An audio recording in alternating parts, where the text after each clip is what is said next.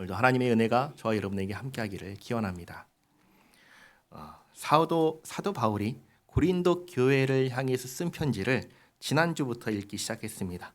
하나님께서 베푸신 은혜로 인하여 모든 은사에 부족함이 없이 예수님께서 오실 날을 기다린다고 칭찬을 했는데, 그 칭찬으로 시작한 편지가 그 칭찬이 무색하게도 사실 고린도 교회는 문제가 아주 많은 심각한 교회였습니다.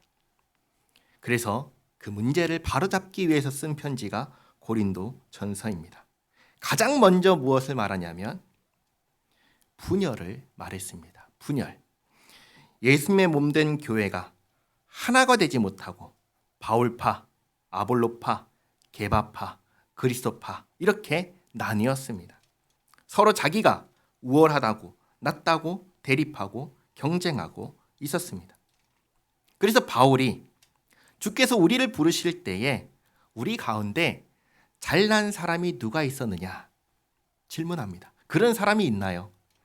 없지요.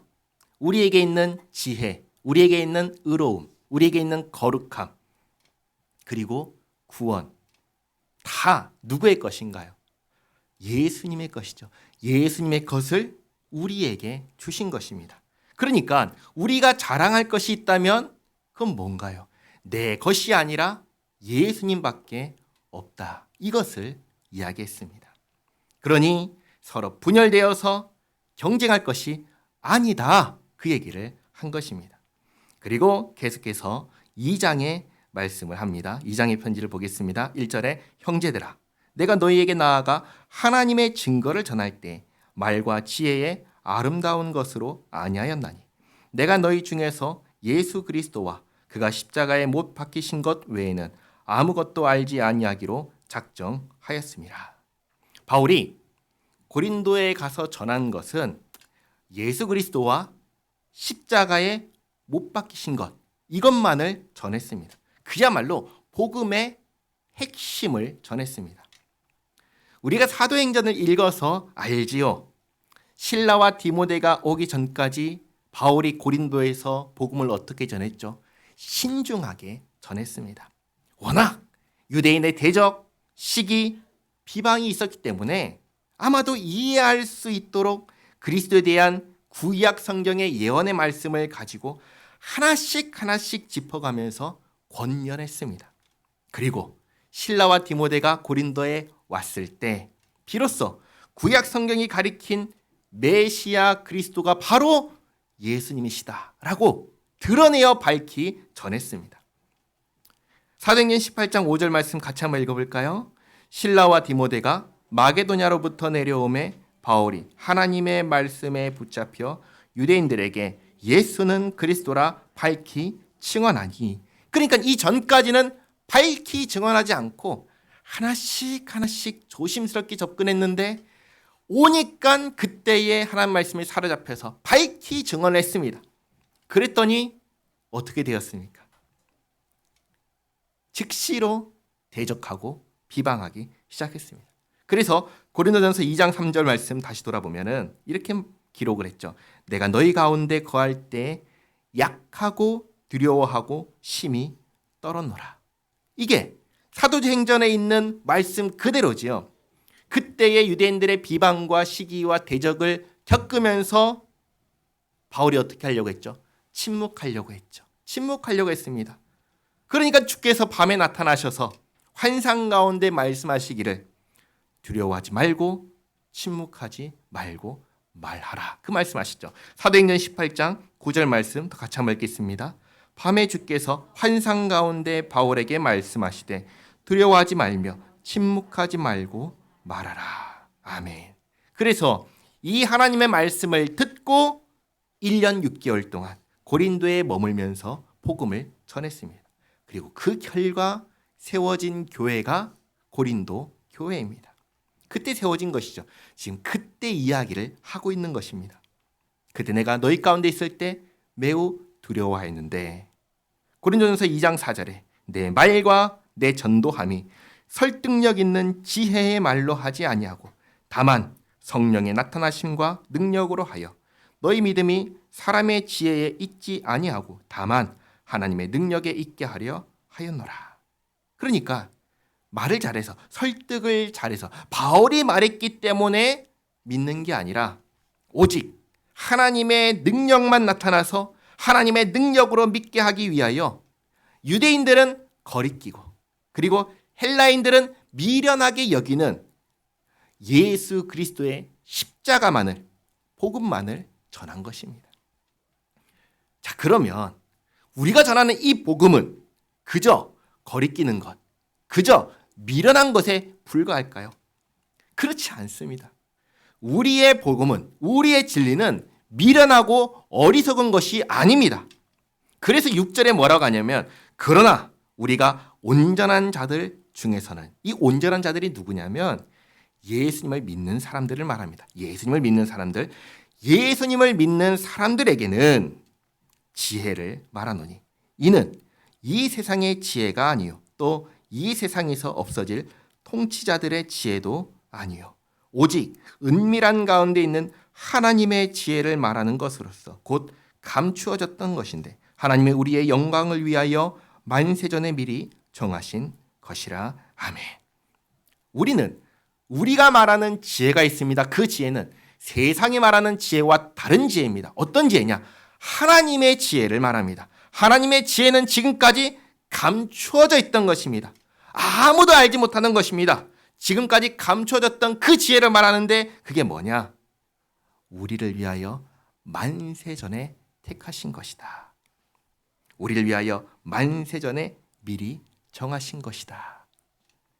우리를 위하여 무엇을 정하셨나요? 우리를, 이미 죄 가운데 죽은 우리를 구원하실 것을 정하신 것입니다. 이미 죽은 우리를 구원하실 것을 정하신 거예요. 근데 이 구원은, 하나님의 구원은 아무런 대가를 치르지 않는 구원이 아닙니다. 모든 죄의 값이 뭐지요? 죄값은 뭐죠? 죄의 삭은 사망이요. 그렇죠. 죽음입니다. 그러니까 우리를 구원하기로 정하셨을 때 우리의 죄값을 누군가가 대신 치러서 우리를 죽음 가운데에서 구원하실 것을 정하신 것입니다. 그러면 우리의 죄값을 대신 치를 그분은 누굽니까? 예수 그리스도이십니다. 삼위일체 하나님께서 만세 전에, 쉽게 말해서 우리가 태어나기도 전에, 우리가 이 땅 가운데 있기도 전에 우리를 택하시고 구원하실 계획을 세우신 것이에요.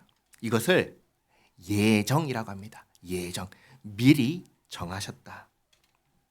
이렇게 우리를 구원하시려는 하나님의 정하심을, 하나님의 이 감추어진 지혜를 이 세상이 아나요? 모르는 것이죠. 그래서 8절에서 이렇게 말합니다. 이 지혜는 이 세대의 통치자들이 한 사람도 알지 못하였나니 만일 알았더라면 영광의 주를 십자가에 못 박지 아니하였으리라. 예수님께서 구원자시라는 것을 알았다면 어떻게 십자가에 못 박을 수 있겠습니까? 우리를 구원하러 오신 구원자이신데 어떻게 그를 죄인으로 모르고 죽일 수가 있겠습니까? 그럴 수가 없는 것이죠. 모르니까 십자가에 못 박은 것입니다. 그런데 그렇게 된 것은 9절에 기록된 바 하나님이 자기를 사랑하는 자들을 위하여 예비하신 모든 것은 눈으로 보지 못하고 귀로 듣지 못하고 사람의 마음으로 생각하지도 못하였다 함과 같으니라. 이 세상 누구도 감히 생각할 수 없고 상상할 수 없는 일을 하나님께서 계획하시고 이루신 것입니다. 그래서 감추어진 하나님의 지혜인데 이것을 이제 누가 알지요? 예수님 안에서 구원받은 우리가 아는 것입니다. 그러면 우리는 어떻게 알까요? 10절에 이렇게 말씀하시죠. 오직 하나님이 성령으로 이것을 우리에게 보이셨으니 성령은 모든 것 곧 하나님의 깊은 것까지도 통달하시느니라. 사람의 일을 사람의 속에 있는 영 외에 누가 알리요? 이와 같이 하나님의 일도 하나님의 영 외에는 아무도 알지 못하느니라. 하나님의 깊은 것까지도 통달하시는 성령 하나님께서 우리와 함께 하시기 때문에 우리가 아는 것이죠. 그러므로 12절에 우리가 세상의 영을 받지 아니하고 오직 하나님께로부터 온 영을 받았으니. 자, 이 부분도 한번 잘 생각해 보시기 바랍니다. 우리가 어떻게 하나님께로부터 온 영을 받을까요? 우리가 뭐라고 성령 하나님께서 우리 가운데 거하실까요? 전적인 하나님의 은혜를 말하는 것입니다. 잘 보시기 바랍니다. 구원론이라는 것이 있습니다. 구원론. 그건 뭐냐면 하나님께서 우리를 구원하실 때 어떤 일이 일어나는지를 성경에서 찾아서 정리한 것입니다. 하나님께서 우리를 구원하실 때 우리에게 일어나는 일을 순서대로 정리한 것을 구원의 서정이라고 말을 합니다. 구원의 서정을 보면은 처음에 일어나는 두 가지 일이 다 어디에서 시작하는 거냐면 하나님 편에서 시작하는 겁니다. 처음에 무슨 일이 있냐면 부르심이 있습니다. 부르심이. 하나님께서 전도자를 보내셔서 우리를 복음으로 부르십니다. 하나님께서 전도자를 보내셔서 부르셔요, 우리를. 그러면 그 복음으로 우리를 부르실 때에 우리가 그 복음에 반응할 수 있을까요? 우리가 그 부르심에 반응을 할 수 있냐면 반응을 할 수가 없어요. 왜 반응을 할 수 없을까요? 죽었기 때문입니다. 죽었기 때문이에요. 무덤에 있는 사람들에게 너희들 저기까지, 저기 보이는 나무까지 100m 달리기를 해가지고 여기까지 오는 순서대로 구원하겠어 하면은 무슨 일이 일어날까요? 무슨 일이 일어날까요? 아무 일도 일어나지 않죠. 왜요? 죽었으니까. 똑같은 거예요. 부르셔도 반응할 수가 없어요. 왜요? 죽었으니까. 그래서 하나님께서 우리를 복음으로 부르실 때 우리가 그 복음을 듣고 반응할 수 있도록 새로 태어나게 하십니다. 중생하게 하십니다. 그래서 부르심과 함께 두 번째로 일어난 게 뭐냐면 중생이 있습니다. 중생. 처음에 부르심이 있고 중생이 있습니다. 중생이 무엇입니까? 중생은 다시 태어나는 거예요. 하늘로부터 태어나는 거예요. 요한복음에 기록된 예수님과 니고데모의 대화를 한번 읽어보겠습니다. 어느 날 밤에 니고데모가 예수님을 찾아갑니다. 밤에 찾아가요. 니고데모가 밤에 찾아간 이유는 사람들 눈이 두려워서가 아니라 예수님께서는 낮에 사람들 가운데 가셔서 표적을 행하시기 때문에 대화를 나눌 수가 없어서 밤에 예수님을 찾아갑니다. 그리고 예수님께 니고데모가 뭐라고 질문하기도 전에 예수님께서 이렇게 말씀하십니다. 요한복음 3장 3절에서 5절까지 말씀 같이 한번 읽겠습니다. 예수께서 대답하여 이르시되 진실로 진실로 내게 이르노니 사람이 거듭나지 아니하면 하나님의 나라를 볼 수 없느니라. 니고데모가 이르되 사람이 늙으면 어떻게 날 수 있사옵나이까? 두 번째 모태에 들어갔다 날 수 있사옵나이까? 예수께서 대답하시되 진실로 진실로 내게 이르노니 사람이 물과 성령으로 나지 아니하면 하나님의 나라에 들어갈 수 없느니라. 아멘. 예수님께서 하나님 나라를 보고 천국에 들어가려면 어떻게 해야 한다고 말씀하시죠? 물과 성령으로 나야 한다라고 하십니다. 물과 성령이란 말은 같은 말이에요. 같은 말이에요. 다르게 말하면 성령으로 나야 된다. 그 말씀을 하신 거예요. 성령으로 나는 것, 성령으로 태어나는 것, 이게 뭐냐? 중생인 것입니다. 그러면 또 하나 질문할게요. 어떻게 하면 성령으로 태어날 수 있을까요? 어떻게 하면 중생할 수 있을까요? 여기에 어떻게라는 방법은 있을 수가 없어요. 우리가 태어날 때를 생각해 보시기 바랍니다. 내가 무엇을 해서 태어났나요? 내가 이렇게 해야지, 내가 저렇게 해야지 하고 태어났어요? 아니죠. 우리가 한 것이 아무것도 없이 태어나게 된 거예요. 마찬가지로 성령께서 우리가 한 것과 아무 상관없이 태어나게 하시는 거예요. 성령께서 하시는 일인 거예요. 그래서 성령께서 우리를 다시 태어나게 하셨기에, 중생하게 하셨기에 처음에 부르셨던 그 복음에 반응할 수 있게 되는 것입니다. 예수님께서 나를 위하여 죽으셨다는 말씀이 받아들여지고, 예수님께서 부활하셨다는 것이 받아들여지고, 지금은 하늘에 계시지만 마지막 날에 산자와 죽은 자를 심판하러 다시 오신다는 말씀이 믿어지는 거예요. 그리고 정말로 예수님의 말씀을 따라서 살고 싶다는 이 소원이 생기는 거예요.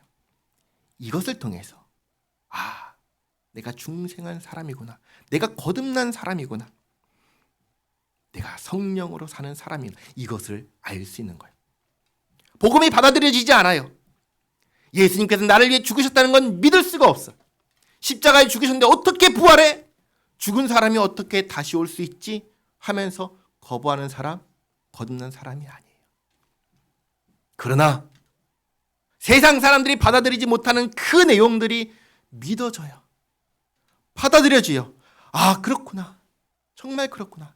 내가 죽어마땅한 죄인인데 그런 나를 하나님께서 예수님 보내셔서 살리셨구나. 믿어지고 받아들여지고 주님 오실 그날을 바라보고 소망하며 살 수 있게 됐고, 그리고 이 땅 가운데 주님 부르시는 그날까지 그래, 정말 하나님께서 기뻐하시는 바를 행하며 살고 싶다, 이 소원이 생긴 사람, 중생한 사람이고 거듭난 사람인 것입니다. 그래서 12절에, 고린도서 2장 12절에 이는 우리로 하여금 하나님께서 우리에게 은혜로 주신 것들을 알게 하려 하심이라. 하나님께서 이 모든 것을 우리의 조건 보지 않고 주신 것, 은혜를 은혜로 알게 하기 위해서 하신 거예요. 자, 잘 보시기 바랍니다. 우리가 이 세상을 살아갈 때 극악무도한 사람을 보면은 뭐라고 하죠? 저런 천벌받을 놈이라고 얘기를 할 겁니다. 그렇지 않나요? 극악무도한 사람들 보고 참 잘한다, 훌륭하다 그러나요? 안 그러죠. 천벌받을, 그렇게 말할 겁니다.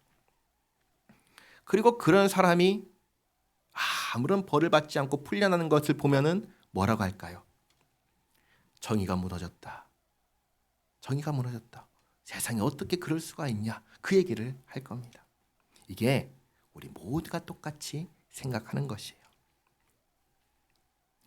이 세상 모든 사람들이 하나님 앞에서 극악무도한 사람입니다. 사람이 볼 때 괜찮다는 말을 하는 게 아니에요. 하나님 보시기에 악하다는 말을 하는 겁니다. 예를 들겠습니다. 깨끗한 물이 든 두 컵이 있습니다. 깨끗한 물이 든 두 컵이에요. 이 컵도 마실 수 있고 이 컵도 마실 수 있습니다. 그런데 이 컵에 독을 한 방울 떨어뜨렸습니다. 한 방울. 자, 이 컵에는 독을 100방울 떨어뜨렸습니다. 여긴 독이 한 방울 들어갔고 여기는 100방울 들어갔죠. 그렇죠? 자, 그러면 이 두 컵 중에서 사람이 마실 수 있는 물은 무엇일까요? 있나요? 없어요. 둘 다 독이 들어갔기 때문에 어떤 것도 먹으면 안 됩니다. 그러나 이 컵을 보면 말하겠죠. 내가 너보다 깨끗해. 그렇게 얘기하겠죠. 이 세상 모든 사람들은 다 상대적으로 말합니다. 내가 너보다 나아. 내가 너보다 훌륭해. 그러나 하나님 보시기에는 똑같습니다. 똑같습니다. 둘 다 똑같이 독이 든 물에 불과합니다. 모두 다 마실 수 없는 물컵에 불과합니다. 모든 사람이 이렇다는 겁니다. 모든 사람이 악하다는 것입니다. 죄를 범해서 그 죄로 인하여 하나님 보시기에 악하고 그 죄로 인하여 죽음이 선포된 겁니다. 정의롭고 공평하신 하나님께서 그 정의와 공평함으로 죄악에 대해서 사형을 선언하셨습니다. 우리가 독이 든 물컵 한 방울이 들어갔든 100방울이 들어갔든 버려버리는 것처럼 하나님께서 그렇게 죄에 대해서 사형을 선언하셨습니다. 그래서 모든 사람은 다 어디 갈까요? 지옥에 가는 겁니다. 모든 사람이 지옥에 가는 겁니다. 이게 먼저입니다. 그런데 그 가운데 일부를 택하신 거예요. 한 가지 질문할게요. 하나님께서 택하셔야 하나요? 아니요. 아니요. 하나님 공평하신 하나님이시니까 오히려 아무도 택하지 않아야 됩니다. 그게 맞지 않나요? 그렇잖아요. 근데 택하셨어요. 그러나 하나님께서 택하셨다고 해서 택감받지 못한 사람들이 하나님을 향해서 하나님 불공평하십니다. 왜 나는 택하지 않고 저 사람만 택하셨습니까? 라고 말할 수 있을까요? 말할 수 없습니다. 한마디만 얘기하면 돼요. 너 왜 지옥 가게 되었지? 왜 지옥 가게 되었죠? 택하지 않으셨기 때문에 지옥 가나요? 아니요. 왜 지옥 가죠? 죄 때문에 지옥 가는 거예요. 죄 때문에 지옥 가는 거예요. 내가 행한 죄 때문에 지옥 가는 것이지 하나님께서 택하지 않으셔서 지옥 가는 게 아니에요. 그런데 하나님께서 죄로 인하여 죽은 자 가운데 일부를 택하신 거예요. 그리고 그 일부를 위해서 아들 예수님의 생명을 주신 거예요. 왜 하나님께서 그렇게 하셨습니까? 은혜로 알게 하기 위해서입니다. 하나님의 은혜로 우리가 여기에 있습니다. 그러면 우리 입에서 무슨 말이 나올까요?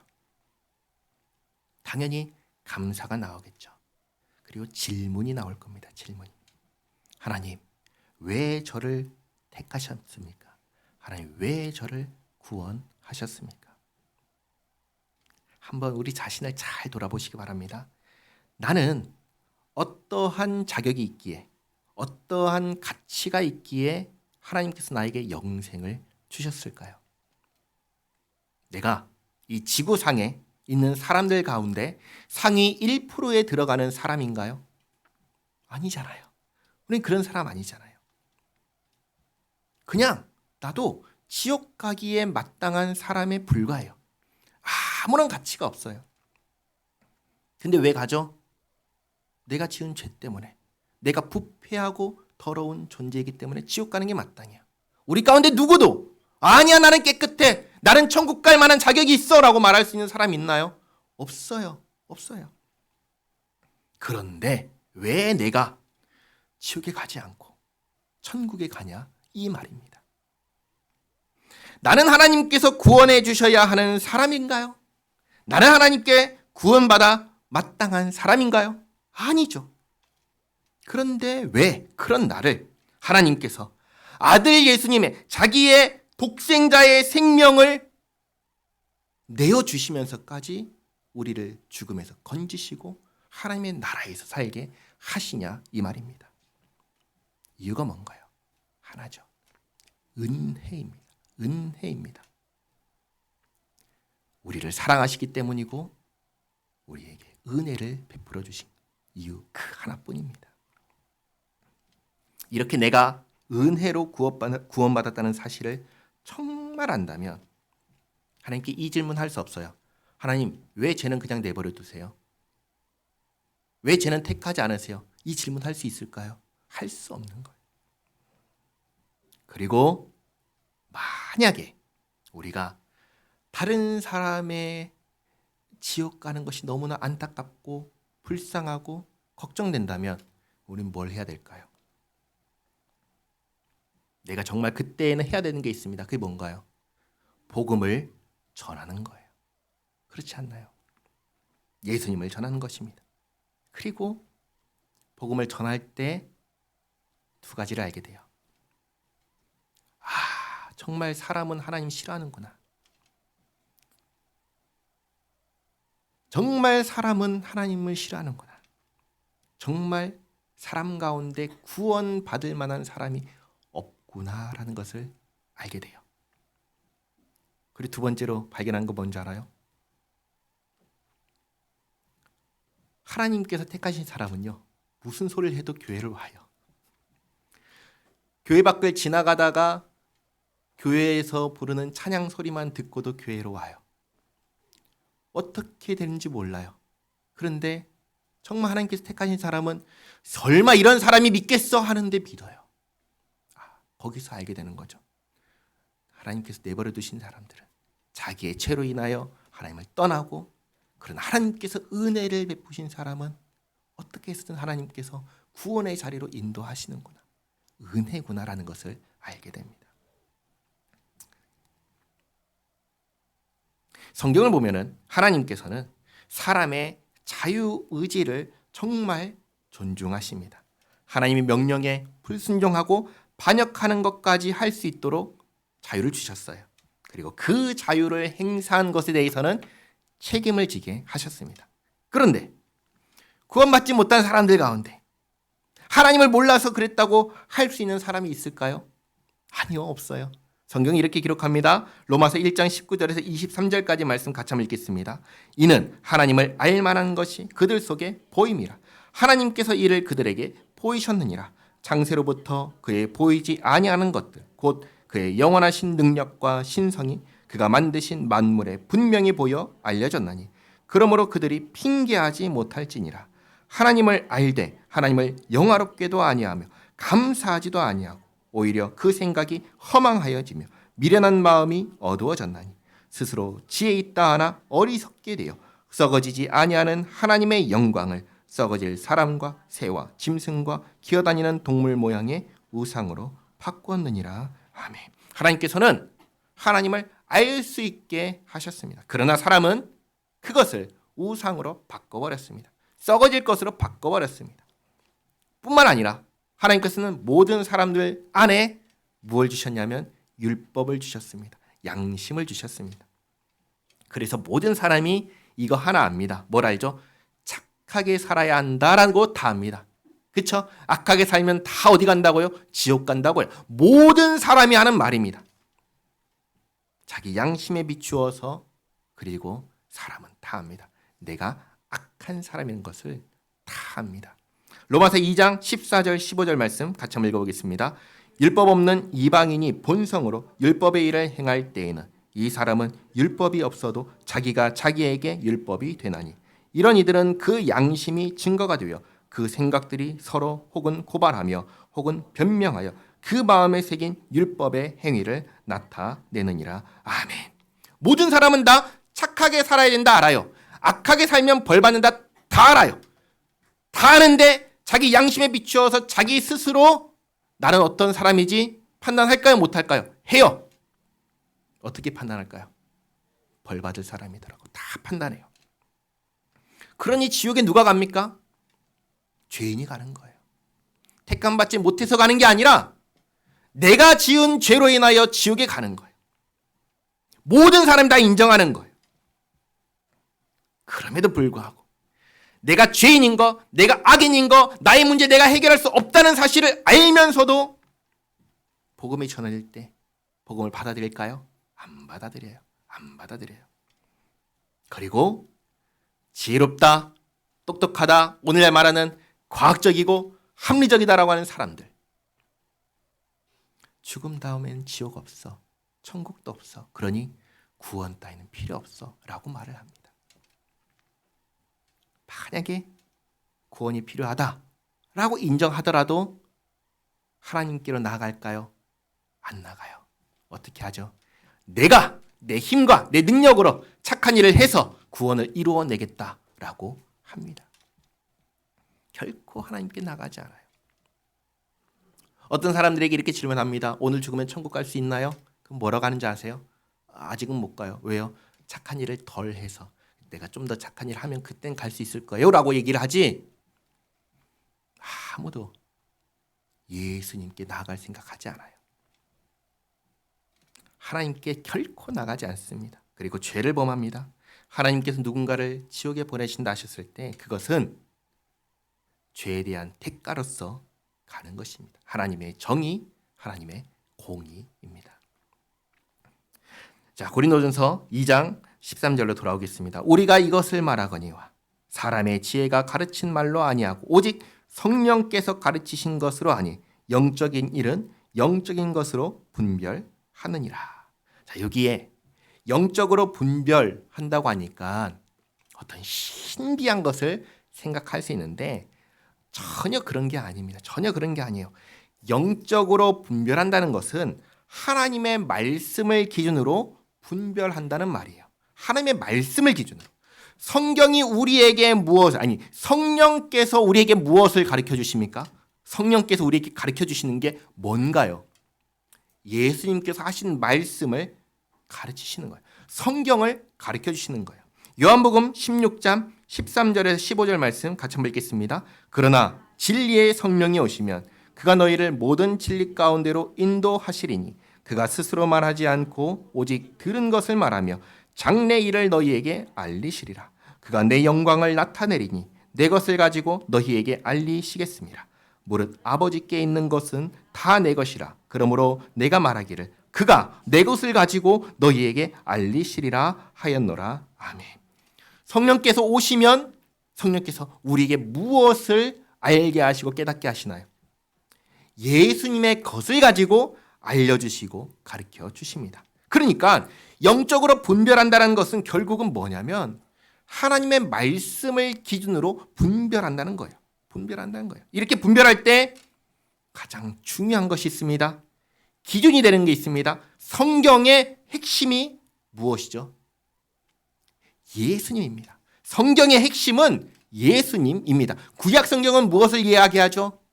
우리를 구원하러 오실 예수님을 얘기합니다. 신약 성경은 무엇을 얘기하죠? 우리를 구원하기 위하여 오신 예수님과 마지막에 다시 오실 예수님을 얘기합니다. 그러니까 신구약 성경 전체가 이야기하는 핵심은 무엇입니까? 예수님이신 거예요. 그러니 영적으로 분별한다고 할 때 가장 중요한 것은 예수님이시고 그 예수님께서 구약 성경 통해서 이야기했던 그 구원자가 예수님이시라는 것을, 그 말씀이 오늘날 예수님께서 오셔서 십자가에서 죽으시고 부활하심으로 성취되었다라는 것이 중요한 것이죠. 이것을 분별한다는 거예요. 그러니 14절에 육에 속한 사람은 하나님의 성령의 일들을 받지 아니하나니 이는 그것들이 그에게는 어리석게 보이며 또 그는 그것들을 알 수도 없나니 그러한 일은 영적으로 분별되기 때문이라. 예수님의 십자가의 사건은 영적인 사건인데 육에 속한 사람들은 어리석게 본다는 말이에요. 우리를 위해 죽으시고 부활하시고 승천하신 이 일이 말도 안 되는 일, 있을 수 없는 일, 어리석은 일로 본다는 거예요.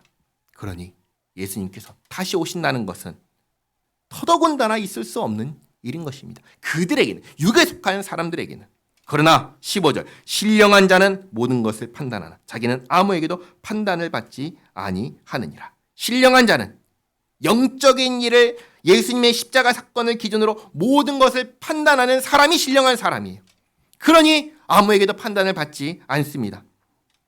하나님께서 아들 예수님을 우리를 위한 구원자로 보내주셨습니다. 그리고 그 예수님을 믿으라고 하셨습니다. 우리는 하나님의 말씀대로 구약 성경에 기록하신 대로 다 이루신 예수님을 믿습니다. 그리고 예수님의 말씀을 가지고 생각하고 말하고 행동합니다. 기준이 분명합니다. 하나님이 기준입니다. 그러니 하나님의 기준을 가지고 살아가는 우리를 누가 판단합니까? 판단받지 않죠. 누가 우리에게 그게 아니라고 말할 수 있을까요? 그럴 수 있는 사람 없는 거예요. 16절, 누가 주의 마음을 알아서 다른 사람들에게 주를 가르치겠느냐? 누가 주의 마음을 알아서 다른 사람들에게 주를 가르치겠느냐? 그러나 우리가 그리스도의 마음을 가졌느니라. 우리가 그리스도의 마음을, 예수님의 마음을 가졌습니다. 어떻게 해요? 성령께서 우리와 함께 하시기 때문입니다. 앞에 10절에서 성령은 모든 것 곧 하나님의 깊은 것까지도 통달하신다 하셨죠. 그 성령께서 우리와 함께 하십니다. 그러므로 우리는 주의 마음을 알고 다른 사람들에게 주의 마음을 가르칠 수가 있는 것입니다. 자, 3장의 1절, 형제들아. 고린도 교회 성도를 부릅니다. 형제들아. 그리고 뭐라고 한지 아세요?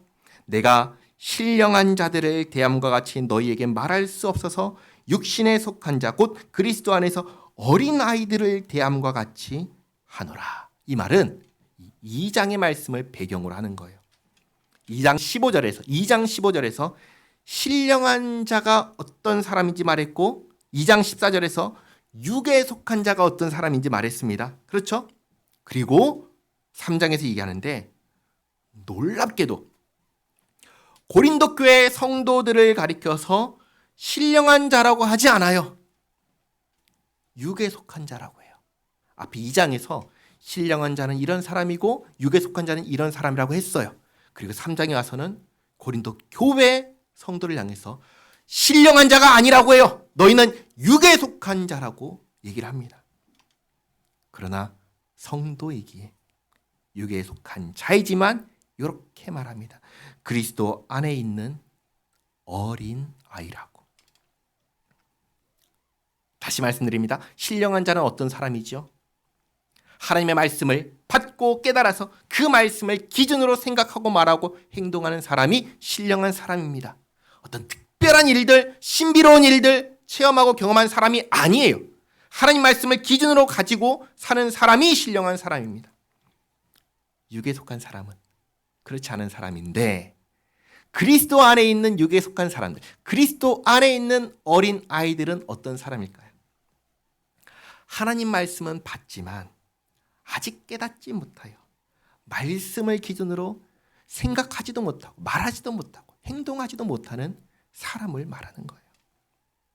그러니까 신령한 자와 그리스도 안에 있는 육에 속한 자가 어떤 사람이냐면 똑같이 기준이 달라진 사람들의 기준이, 하나님께서 기준이 되었어요. 예수님을 믿는다라는 것은 똑같지만 신령한 사람은 그 기준을 가지고 생각하고 말하고 행동하며 살아간다면, 그리스도 안에 있는 어린아이, 육에 속한 자는 어떤 사람이냐면 그렇지 않다라는 거예요. 그렇지 않다는 거예요. 그래서 3장 2절에 내가 너희를 저주로 먹이고 파부로 아니하였노니 이는 너희가 감당하지 못하였음 이거니와 지금도 못하리라. 예수님을 믿는다고 하지만 그 말씀을 기준으로 생각하지 못하니까 말씀을 받아도 감당하지 못한다는 거예요. 예를 들겠습니다. 내가 하고 싶은 일이 있어요. 내가 하고 싶은 일. 근데 그걸 성경에서 하지 말라고 해요. 그러면 기준이 바뀐 사람은 하나님께서 하지 말라고 하신 일이기에 할까요? 하지 않을까요? 안 합니다. 안 해요. 그러나 기준이 바뀌지 않은 사람은 하나님께서 하지 말라고 하신 일이지만 그래도 내가 하고 싶은데 하면서 합니다. 예배를 예로 들겠습니다. 예배를. 기준이 바뀐 사람은 이 예배의 시간을 소중하게 생각합니다.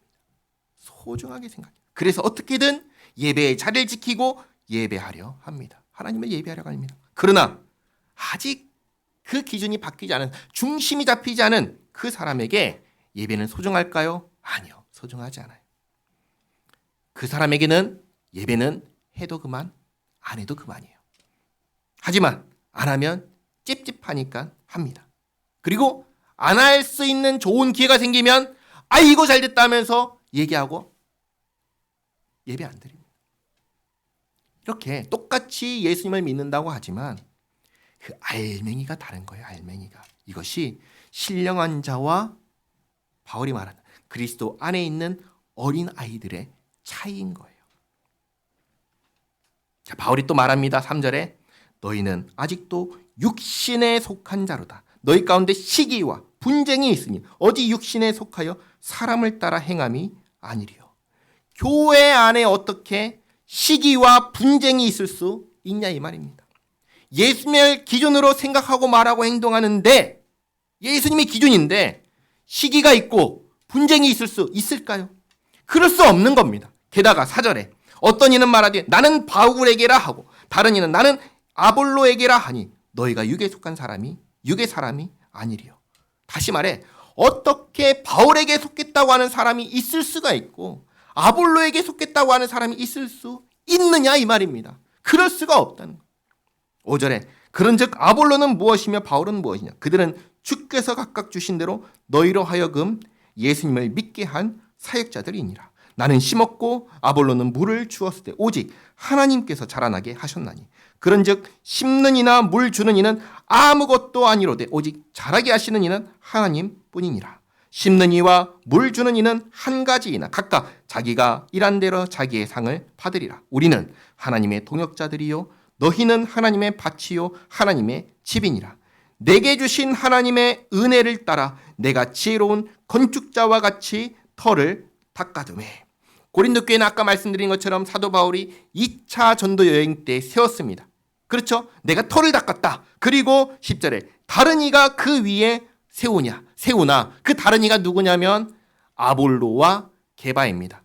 아볼로가 와서 바울이 세운 터 위에서 목회했습니다. 그리고 또 고린도 교회 사람들이 우린 누구에게 속했다고 했냐면 게바에게 속했다고 했습니다. 게바에게. 그러니까 그 터 위에 아볼로가 사역을 했고 또 게바가 와서 사역을 한 거죠. 그러나 지금은 둘 다 없습니다. 아볼로는 어디 있는지 아세요? 아볼로는 지금 바울과 같이 있습니다. 에베소에 있습니다. 나중에 고린도전서 마지막에 보면은 아볼로가 나와 같이 있는데 가라고 해도 안 간다. 그 얘기를 합니다. 그러니까 아볼로가 바울에게 고린도 교회의 상황을 얘기했을 것입니다. 이렇게 바울을 세운 터 위에 무언가를 세운다면 10절 하반절에 뭐라고 하죠? 그러나 각각 어떻게 그 위에 세울까를 조심할지니라. 이 닦아둔 것 외에 능히 다른 터를 닦아둘 자가 없으니 이 터는 곧 예수 그리스도라. 교회의 터는 뭐죠? 교회의 터는 예수님이십니다. 원래 오늘 설교 제목이 교회의 터는 이라는 제목이었는데 제목을 주보를 바꾸지를 못했어요. 교회의 터는 누구죠? 예수님이십니다. 그리고 교회의 터는 하나님의 말씀인 성경입니다. 그 외에 다른 터는 없습니다. 그래서 12절에 만일 누구든지 금이나 은이나 보석이나 나무나 풀이나 짚으로 이 터 위에 세우면, 다시 말해 예수님이 아닌 것, 말씀이 아닌 것, 사람들 눈에 좋아 보이고 가치 있어 보이는 다른 무언가를 교회에 세운다면 13절 각 사람의 공적이 나타날 터인데 그 날이 공적을 밝히리니 이는 불로 나타내고 그 불이 각 사람의 공적이 어떠한 것을 시험할 것입니다. 만일 누구든지 그 위에 세운 공적이 그대로 있으면 상을 받고 누구든지 그 공적이 불타면 해를 받으리니 그러나 자신은 구원을 받되 불 가운데서 받은 것 같으리라. 아멘. 근데 자, 이 말씀 보세요. 보통 이 말씀을 불 가운데서 구원받는 부끄러운 구원이라고 표현하는데 그 말씀 아니에요. 그 말씀 아닙니다. 일단 우리가 구원을 받는 그 구원 자체가 말로 다 할 수 없는 은혜를 받은 거예요. 이 은혜를 받을 때 우리에게 받을 만한 자격이 터럭만큼이나 있다면 우리 가운데 아무도 구원받을 수 있는 사람 없어요.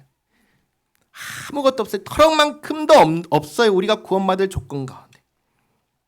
우리에게 받을 만한 자격이 있어서 받은 게 아닙니다. 아무런 자격이 없을 때 하나님께서 베푸신 은혜입니다. 그러니 부끄러운 구원이라는 건 있을 수가 없어요. 그러면 지금 이 말씀은 뭐냐? 지금 고린도 교회의 상황 속에서 하시는 말씀이에요. 고린도 교회의 터는 바울이 세웠는데 그 터가 뭐라고 했죠? 예수님입니다. 이 터 위에 다른 무언가를 세울 수 있나요? 없다는 거예요. 이 세상에서 가치 있다고 말하는 것 중에 예수님 위에 세울 수 있는 것이 있을까요? 없다는 거예요. 없다는 거예요. 교회는 오직 예수님과 예수님의 말씀밖에 없습니다. 나머지는 다 사라지는 거예요. 그런데 만약에 이 교회에 예수님과 예수님의 말씀 외에 다른 것을 세우면 어떻게 될까요? 그런 것들은 다 공적을 밝힐 때 사라져버린다는 거예요. 사라져버린다는 거예요. 아무것도 남지 않고 오직 예수님과 하나님의 말씀만 남는다는 거예요. 그러니 교회에 있어야 하는 것이 뭐냐는 것입니다. 교회에 있어야 되는 것. 예수님뿐입니다. 왜 그렇습니까? 교회는 누구의 것이죠? 교회는 제 건가요? 아니죠. 교회는 누구의 것이죠? 교회는 예수님의 것이기 때문입니다. 교회의 머리는 예수님이시기 때문입니다. 그런데 지금 고린도 교회는 예수님이 아닌 다른 것을 세우고 있는 거예요. 바울, 아볼로, 게바, 은사들 아니라는 거예요. 우리는 아무것도 아니고 우리가 하는 것 아무것도 아니고 중요한 것은 하나님이시다. 중요한 것은 예수님이시다. 그러므로 16절에 너희는 너희가 하나님의 성전인 것과 하나님의 성령이 너희 안에 계시는 것을 알지 못하느냐.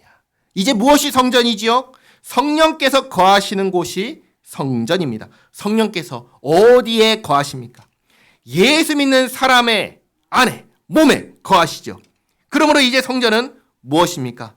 예수 믿는 사람의 몸이, 이 몸이 성전입니다. 우리의 몸이 성전이에요. 이 건물이 성전이 아니라 우리의 몸이 성전이에요. 그러므로 17절, 누구든지 하나님의 성전을 더럽히면 하나님이 그 사람을 멸하시리라. 하나님의 성전은 거룩하니 너희도 그러하니라. 우리의 몸을 거룩하게 하라는 겁니다. 우리의 몸을 거룩하게 사용하라는 것입니다. 왜 이 말을 하실까요? 왜 이 말을 편지를 써서 고린도 사람들에게 말하게 하는 걸까요? 그러지 않고 있기 때문에 우리의 몸을 거룩하게 하지 않고 거룩하게 사용하지 않기 때문이에요. 누가요? 고린도 교회 성도라고 불리는 사람들이. 그 중에 한 가지가 뭐냐면 서로를 향해 시기하고 질투하고 미워하고 경쟁하는 것입니다. 근데 그 뒤를 보면은 더 놀라운 일들이 많이 일어나요. 예수님께서 우리에게 무엇을 하라고 하셨습니까? 예수님께서 뭐 하라고 하셨죠? 사랑하라고 하셨죠. 사랑하라고 하셨습니다. 그런데 그 사랑이 온데간데 없습니다. 교회가 하나님의 말씀, 예수님의 말씀이 없습니다. 성전인 몸이 입으로 하는 말이, 머리로 생각하는 것이, 그리고 행동하는 것이 다 미움, 다툼, 시기, 질투뿐입니다. 우리의 몸으로 이런 것들을 하고 있다면 그게 뭐예요? 성전을 더럽히는 것입니다. 우리 가운데 이런 게 있다면 버리시기 바랍니다. 사도 바울이 분명하게 얘기합니다. 하나님의 성전은 거룩하니 너희의 몸도 너희의 마음도 너희의 성전인 몸을 거룩하게 깨끗하게 하라. 18절, 아무도 자신을 속이지 말라. 너희 중에 누구든지 이 세상에서 지혜 있는 줄로 생각하거든 어리석은 자가 되라. 그리하여야 지혜로운 자가 되리라. 이것도 육에 속한 사람들에게, 예수님을 믿는다고 하면서 여전히 바뀌지 않은 육에 속한 사람들한테 말하는 겁니다. 여전히 세상의 가치관을 가지고 세상의 기준을 가지고 있는 그들에게 교회는 그런 곳이 아니야 라고 얘기하는 겁니다. 19절, 이 세상 지혜는 하나님께 어리석은 것이니 기록된 바 하나님은 지혜 있는 자들로 하여금 자기 꾀에 빠지게 하시느니라 하였고, 또 주께서 지혜 있는 자들의 생각을 헛것으로 아신다 하셨느니라. 그런즉 누구든지 사람을 자랑하지 말라. 여기에는 세상에서 말하는 모든 종류의 자랑거리를 두고 하는 말입니다. 이 세상에서 자랑하는 그 어떤 것도 자랑하지 마라. 의지하지 마라. 그것들은 자랑거리가 아니다. 왜냐하면 만물이 너희의 너희 것임이라. 바울이나 아볼로나 게바나 세계나 생명이나 사망이나 지금 것이나 장래 것이나 다 너희의 것이요 너희는 그리스도의 것이요 그리스도는 하나님의 것이니라. 아멘. 다시 처음으로 돌아옵니다. 우리는 바울, 아볼로, 게바에게 속한 사람들이 아닙니다. 우리는 예수 그리스도에게 속한 사람입니다. 우리의 자랑은 예수 그리스도밖에 없습니다. 그리고 우리는 예수 그리스도 안에서 하나님의 소유가 된 사람들입니다. 정리하겠습니다. 사도 바울은 고린도 교회에게 또 우리에게 분명하게 가르쳐 줍니다. 교회는 세상과 다른 가치관과 기준을 가지고 있는 곳입니다. 교회는 하나님의 영으로, 성령으로 거듭난 사람들이 모인 곳입니다. 교회는 예수 그리스도께 속한 사람들의 모임입니다. 교회의 주인은 예수님이십니다. 그러니 교회는 예수님과 예수님의 말씀의 터 위에 세워지는 것입니다. 다른 그 어떤 것도 교회의 기준이 될 수 없습니다. 세상의 가치관을 교회로 가져오면 안 됩니다. 세상의 기준을 교회로 가지고 오면 교회는 더 이상 교회가 아닙니다. 교회는 세상이 감당할 수 없는 하나님의 가치와 기준을 가지고 있습니다. 우리의 몸은 성령이 거하시는 성전입니다. 우리의 몸을 거룩하게 여기시기 바랍니다. 우리의 몸을 거룩하게 사용하시기 바랍니다. 우리의 생각을, 우리의 입술을, 우리의 행동을 세상의 가치관을 가지고 세상의 관점을 가지고 더럽히지 마시기 바랍니다. 우리가 해야 하는 것은 하나님의 말씀인 성경을 주야로 묵상하며 그 가운데 기록된 대로 지켜 행하는 것입니다. 주께서 우리에게 무엇을 하라고 하셨습니까? 사랑하라고 하셨습니다. 교회가 분열되어 서로 시기하고 질투하고 미워하고 다투는 것은 이미 하나님 말씀에서 떠난 것과 마찬가지입니다. 그래서는 안 됩니다. 사랑하시기 바랍니다. 얘기하겠죠. 사랑하지 못하겠습니다. 안 됩니다. 그게 정상이에요. 죄인이기 때문에, 부패한 본성을 가진 죄인이기 때문에 안 된다고 하는 거 맞습니다. 그러니 내 힘으로 하려고 하지 말고 기도하며 도우심을 구하며 사랑하십시오. 밖에 나가서 다른 사람들 사랑하려고 하지 말고 우리 함께 교회를 이루고 있는 서로를 사랑하려고 노력하시기 바랍니다. 용서하고 용납하고 하나 되어서 예수님의 이름으로 함께 세워가는 우리 교회, 푸른 초장교회가 되기를 바랍니다. 기도하겠습니다. 좋으신 하나님, 오늘도 고린도 교회를 향해 쓴 편지를 통하여 말씀하여 주시니 감사합니다. 교회의 터는 오직 예수님의 십자가와 하나님의 말씀밖에 없습니다. 우리가 이 터 위에 다른 것을 세우지 않게 하옵소서. 신령한 일은 십자가, 예수님의 십자가 사건이며 신령한 자는 나를 위하여 십자가에서 죽으신 예수님을 믿는 사람입니다. 예수님을 믿는다고 하지만 십자가의 죽으심과 부활하심을 믿지 못하고 또 장래에 다시 오실 것을 믿지 못하는, 그리고 하나님의 말씀을 기준으로 살지 못하는 어린아이와 같은 신앙을 벗어나게 하옵소서. 주께서 오실 때 주님 앞에 흠없이 거룩하게 되기를 원합니다. 우리의 삶이 언제라도 오실 주님을 맞이하기에 부족함 없도록 인도하여 주시옵소서. 이 땅 가운데 살아갈 때 멸망할 우리를, 구원받을 이유가 없는 우리를 구원하신 크신 은혜에 감사하며 주께서 주신 말씀 가지고 서로를 용서하고 사랑하며 하나님의 영광을 나타내는 인생 되게 하옵소서.